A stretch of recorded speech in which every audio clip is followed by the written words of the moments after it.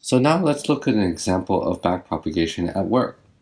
Recall that backpropagation is just using the chain rule to get an idea of how the local gradient, as expressed as a sum of the inputs at the nodes, is changing with respect to the outputs, right? So when we get in a particular loss, for example, coming into the node that comes from upstream in the network, we want to calculate and multiply this gradient against a local gradient that's calculated for this particular node's inputs, right?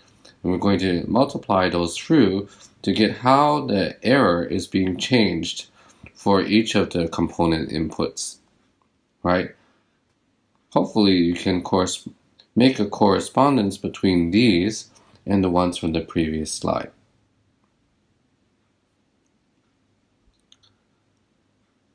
So in the previous work where we did our forward propagation, now let's do a back propagation. We're going to assume that we have a gradient loss of 1 here. Okay, a gradient, of course, could be calculated from anything upstream, but looking at this particular node's activation function, which is just a sigmoid in this case and not the tan h, okay, what we want to do is propagate this backwards. Right? So we've taken the tan h again and then cut it up into its computation graph. So we have each of the individual functions being decomposed into its atomic operations. So what we're going to do is apply each of the derivatives for each of these functions. So first, we're going to start here and do the computation for this graph. Let's see. So we have an inverse, so we're going to select this particular rule, right, and then calculate it with respect to the weights. So what am I going to do?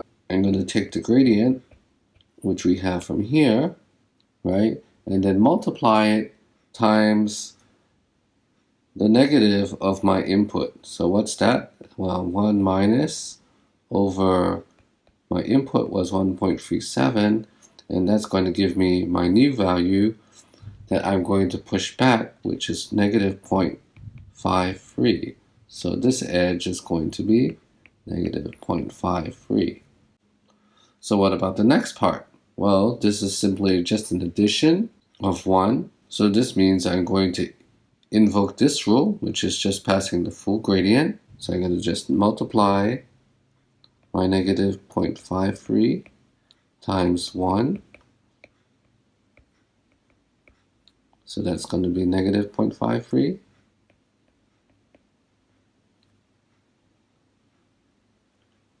And for the next part of the graph, which is this node here, I'm going to choose the differentiation of that, which is just itself. So I'll compute this, right? So for this edge, we have negative 0.53, and then I have my minus 1,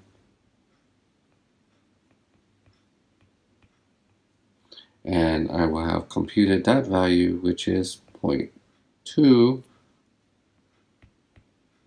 And now I'm going to take a look at this node, which is just a multiplication, right? This rule over here.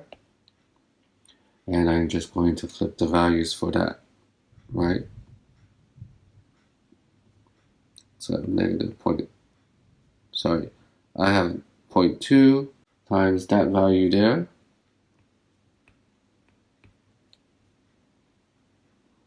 So I'll get here a negative 0.2. And the addition won't do much, right?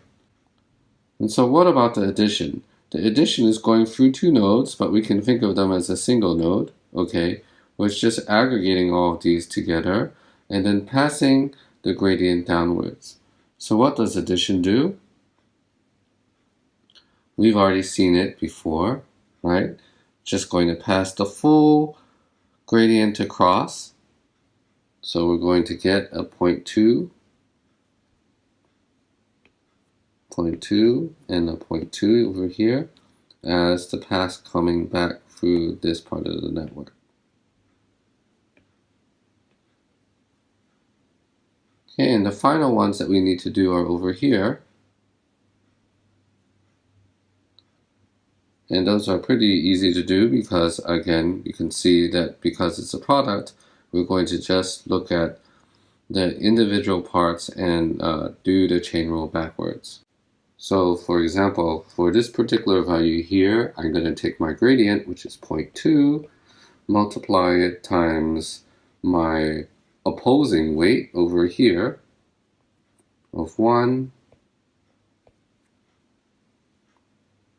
then I'll get a 0.2. So this is my gradient here, is 0.2. Okay, and for how my x1, x0 is, and for how my x0 is changing, I'm going to do the same thing. I'm going to take my gradient, multiply it against its opposite value.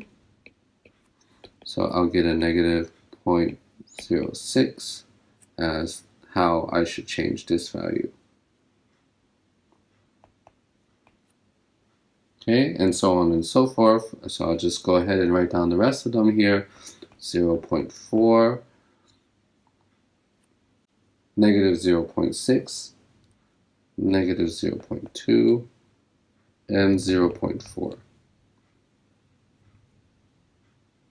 So this is nicely summarized for you on this slide.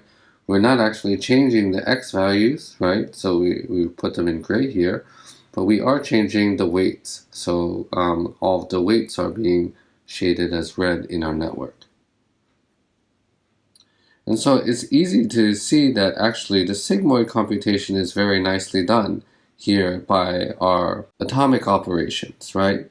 So we know what the sigmoid's derivative is just 1 minus the nonlinearity by itself times the nonlinearity, right, the sigmoid. And so when we do this computation directly, we're getting the same values, right? We have the sigmoid times 1 minus the sigmoid value, and we still get 0.2. So the gradient coming in here is then being pushed through all the way here, and we get the right value. This sum is being all multiplied by our gradient, and then we have the new gradient coming as the output.